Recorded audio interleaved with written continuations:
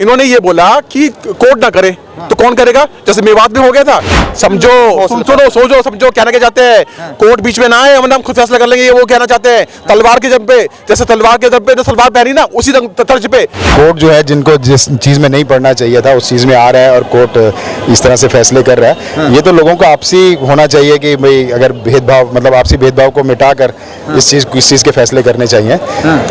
Court को तो इस मामले में बिल्कुल नहीं आना चाहिए। कोर्ट तो क्योंकि इस प्रॉब्लम ये है ना, ये चीजें आस्था के विषय ज्यादा है और इसमें रियलिटी बहुत कम है। जिस तरह की बातें की जाती हैं कि भाई इतने साल पहले ये था तो उतने साल पहले वो था, वो आस्था का विषय ज्यादा है, दूसरे विषय कम है। क्योंकि अभी क्या है कि मेजोरिटी जो है वो हिंदुइज्म है या हिंदुओं की है, तो इस कारण ये सारी बातें आती हैं।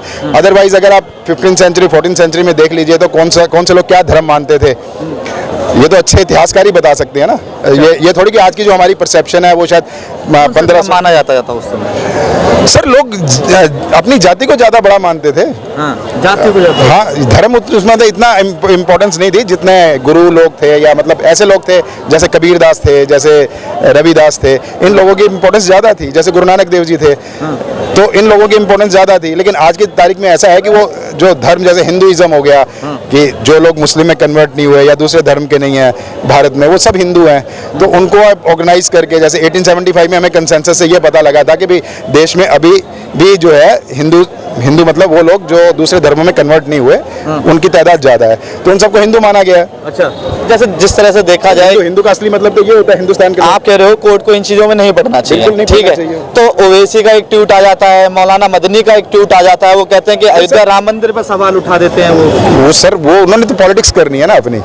सबने पॉलिटिक्स करनी है अपनी, चाहे वो ओवैसी हो चाहे खुद मोदी जी हो, उन्होंने भी अपनी पॉलिटिक्स करनी है और उनकी पॉलिटिक्स तो बिल्कुल उस पर डिपेंड है। वो तो एक परसेप्शन की राजनीति है जो मेजोरिटिज्म पर है, जो मतलब मेजोरिटिज्म पर बेस है। कि बीजेपी हिंदू मुसलमान कुछ ऐसा कर रही है? बिल्कुल करती है, साफ सुथरा करती है। अच्छा, किस तरह करती है भाई? आप इस तरह के मुद्दे उठाना, मथुरा वाले मुद्दे या अयोध्या वाले मुद्दे, या ये सारा फोकस राम मंदिर पे रखना, असली चीजों को हटा देना, बेरोजगारी की बात ना करना, या देश में जो ह्यूमन डेवलपमेंट है उसके ऊपर काम ना करना, और आप जो तो पढ़ाई है उसको महंगा कर देना, जो उच्च शिक्षा है उसकी कीमत बढ़ाते जाना, जो गरीब है उसके लिए पहुंच दूर करना है शिक्षा की, तो ये सब तो बीजेपी कर रही है। ये बीजेपी कर रही है, बिल्कुल कर रही है। हमारे साथ एक महंत भी है, बात आपका जो सवाल है उनके जवाब लेंगे, ठीक है, कोई चिल्ला चोट नहीं है। इन्होंने गुरु नानक के बारे में बोली थी। बंगला साहब जाए दूर नहीं है, वहां जाके देखिए, और राम की बात भी होती है और रहीम की बात भी होती है, वो गुरु नानक देव की बात होती है। धर्म के बारे में कोई जो टिप्पणी कर रहे हो, सबसे पहली बात। दूसरी बात,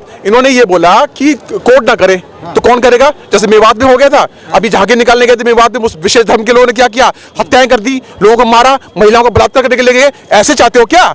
कोर्ट को हटाना चाहते हो? ये भाई साहब कैसी और बच्चों वाली बातें कर रहे हैं कि कोर्ट को हटाता हम खुद फैसला कर लेंगे।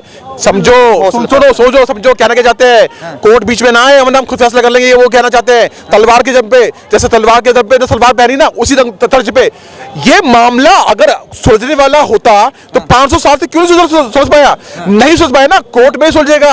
और कोर्ट ने राम मंदिर का फैसला खुद किया है, और कोर्ट किसी के अधीन नहीं है। जज जो है वो खुद फैसला लेता है, किसी सरकार के अधीन लेता। तो ये इनकी मानसिकता देखो कितनी विकृत है, किस प्रकार से ये बातें कर रहे हैं कि हमें कोर्ट में नहीं जाना, हम तो बाहर फैसला कर देंगे। बाहर फैसला कभी नहीं हुआ, जो फैसला होता है वो कोर्ट में ही होता है। और है वही मैं, संविधान है, कोर्ट के हिसाब से चलेगा, ये तुम्हारी तलवार के हिसाब से चलेगा। एक आदमी कहता है कि 15 मिनट के लिए पुलिस हटा लो, ये वक्ता भी बोलने वाले जो जिनकी बात आप कर रहे हैं ना, उनके बड़े भाई ओवैसी साहब का एक ट्वीट आता है, वो कहते हैं कि मुस्लिमों की जो हक की चीजें हैं उस पे कोर्ट अपनी सुनवाई कर रही है और बीजेपी सरकार दावा कर रही है उनको छीना जा रहा है। भाई साहब 70 साल से यहाँ पर मुस्लिम हैं, और ईरानी को भाई साहब सुन लीजिए, मतलब 70 साल से मुस्लिम ऐसा मत बोलिए ना, नहीं थोड़ा फैक्ट बोलो। दे रहे 70 साल से सरकार यहाँ पर है, 70 साल से सरकार यहाँ पर है। मुस्लिम कांग्रेस सरकार की बात कर रहा हूँ, कांग्रेस। अरे बोलने देना, बोलने क्यों नहीं दे रहा? बीच में बोल रहा है, बकवास कर रहा है बीच में। 70 साल हो गए यहाँ पर, तुमने मुस्लिमों का डेवलपमेंट क्यों नहीं किया? ईरानी यहाँ पर आए थे, आज ईरानी के अनशन कर रहे हैं, ईरानी का यहाँ की बोल रहे हैं, ईरानी वकील भी बना हुआ है, ईरानी जज भी बना हुआ है, पुलिस महकमे में भी है, फिल्म स्टार भी बना हुआ है। ईरानी ने कभी अपने हक के लिए कुछ नहीं मांगा, उसने मेहनत करी है, कमाई है। ये 70 साल से पंचायती तंत्र करके बैठे हुए हैं, विशेष बेनिफिट लेने के बाद भी इनका कोई डेवलपमेंट नहीं हो पा रहा, क्योंकि कांग्रेस ने इनको सिर्फ हिंदू मुस्लिम कराने के लिए रखा हुआ है। किस प्रकार से 8,800 दंगे करवाए कांग्रेस ने। पहले क्या करा, सिखों के हत्याकांड करवाए, फिर कश्मीर में वहां पर कश्मीर पंडितों को बाहर भगवाया, उसके बाद वक्फ बोर्ड बनवा दिया। वक्फ बोर्ड बनवाया, क्या वक्फ बोर्ड को ये वो करते हैं? इसका सवाल ये है, जब देश सेकुलर है तो मुस्लिम पर्सनल लॉ बोर्ड क्यों, वक्फ बोर्ड क्यों?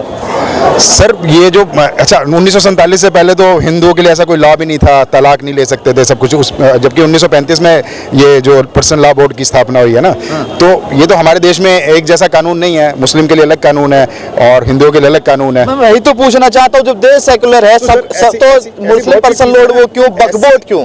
ऐसी बहुत सी चीजें हैं जो हम लोग नहीं फैसला कर सकते। इसके लिए अलग अलग कानून बनाए हैं। ईसाइयों के लिए भी कोई बोर्ड है जो ईसाइयों के लिए फैसला, तीनों के लिए। हाँ, सिख, बौद्ध और क्या नाम है जो जोरास्ट्रियन जिनकी ईरानी बात कर रहे हो आप, ये लोग हिंदू कोड बिल के अंदर आते हैं। ये इनके जो मतलब सिविल जो मामले हैं, जैसे शादी का हो गया, कहीं ना कहीं हिंदुओं के साथ गलत किया था सर। ये जो पर्सनल लॉ बोर्ड का सिस्टम है वो तो 1935 में आया है। अच्छा। उसको नहीं बदला जा सका। डॉक्टर भीमराव अंबेडकर ने ये हिंदू कोड बिल लाए हैं जिससे हिंदू महिलाओं को कुछ हक मिला है।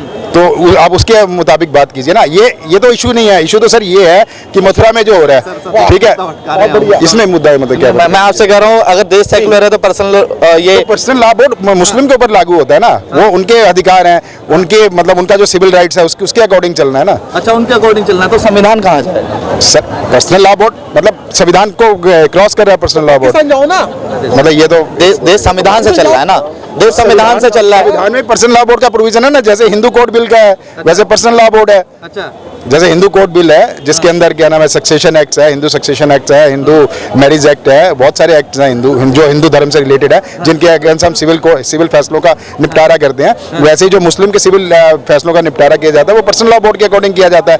ऐसे ईसाइयों का भी कोई कानून है। पूछ रहे हैं आपसे, क्यों करे जाते हैं? क्यों किया जाता है? क्यों? ये क्यों का क्या मतलब? देश सेकुलर है, जब देश सेकुलर है, इसमें क्यों का क्या मतलब? सिविल लॉ बोर्ड लाइए ना, सिविल कोड बिल लाइए, ठीक है। ये कांग्रेस ने किया ना सर ये। सर अगर डॉक्टर भीमराव अंबेडकर नहीं होते ना तो ये हिंदू कोड बिल भी पास नहीं होता। किसी हिंदू महिला को मतलब पूछिए, ये 370 पूछिए। 370 में बहुत बात की है मैंने, मुद्दा ही नहीं है। ठीक है। जो हिंदू कोड बिल है वो डॉक्टर भीमराव अंबेडकर ने इंट्रोड्यूस किया, उन्होंने अपनी जिद करके रखवाया, ठीक है। और नेहरू जी को मानना पड़ा, अदरवाइज तो हिंदू महिलाओं के लिए तो अधिकार ही नहीं थे। वो तो डॉक्टर भीमराव को मतलब डॉक्टर भीमराव अंबेडकर को हाथ जोड़ेंगे, उन्होंने हमारे लिए अधिकार दिए हैं, महिलाओं को अधिकार दिए हैं उन्होंने। अच्छा, एक चीज बताइए, जैसे राम जन्मभूमि अयोध्या में राम मंदिर बनना है, कोर्ट ने फैसला दिया, मदनी से बात हुई मथुरा की, तो वो कहते हैं कि हम इस चीज को भी नहीं भूलेंगे कि वो बाबरी मस्जिद की जमीन है। सर देखिए, मेरा जो फैसला मेरा जो सोच है ना, ये किस तरह से फैसला लिया गया राम जन्मभूमि पे, पहले कोर्ट ने क्यों नहीं दिया? अगर इतना ही आसान फैसला था तो पहले क्यों नहीं दे दिया? बात ही नहीं उठाई। सर ऐसा नहीं है, ऐसा नहीं है। अभी रियलिटी है, अभी जो मेजोरिटिज्म का जो आज सरकार है ना, जो इस तरह से एक माहौल बना हुआ है, जो हिंदुइज्म का माहौल बना हुआ है, वो सब क्या सर आप जैसे लोग आए हुए हैं और बहुत आगे हैं इस समय, बना देंगे। अभी तो देखिए ना, एक जैसा माहौल नहीं रहता, हर वक्त एक जैसा नहीं रहता है। जैसे सरकार बदलेगी, आप देखिए ये कोर्ट के फैसले भी बिल्कुल आप कह रहे हैं कि सरकार नहीं बदलेगी कभी भी। अब ये जो सोच है बदलेगी तो क्या होगा? तो मतलब लोगों की सोच भी बदलेगी। हमेशा कई ऐसे बहुत से लोग हैं जो सरकार के साथ होते हैं, आज भी सरकार के साथ हैं, शायद ऐसे लोग कल की सरकार के साथ हो। अच्छा। मुझे नहीं पता, मैं तो सरकार के अगेंस्ट बात करता हूँ। अच्छा। और अगर सरकार कोई गलत काम कर रही है तो मैं उसके अगेंस्ट बात करता हूँ, बेशक वो कांग्रेस की हो, बेशक वो बीजेपी की हो। अच्छा, राम मंदिर के बारे में आप क्या सोचते हैं? सही बन सरकार ने गलत बनवा? सर सरकार ने नहीं बनवाया, लेकिन मैं ऐसे फैसले के साथ नहीं हूँ जो जबरदस्ती लिए जाते हैं, जो जबरदस्ती लिए जाते हैं। आप जो हैं जिन्होंने फैसला दिया था, मुझे नाम याद नहीं आ रहा है, उनको संसद सदस्यता भी दी गई थी, उन्होंने इसके साथ साथ राफेल पर भी फैसला दिया था और वो सरकार के फेवर में दिया। हो जाएंगे तो क्या हो गया? हाँ, तो उनको हाँ, सर जज के लिए तो पहले ही बातें बोली गई हैं कि आप इस तरह की पोस्टें मत दीजिए, क्योंकि जज तो बहुत लोगों का फायदा करा सकते हैं ना। अरुण मिश्रा का नाम है, उन्होंने 8 फैसले दिए हैं अडानी के अगेंस्ट में।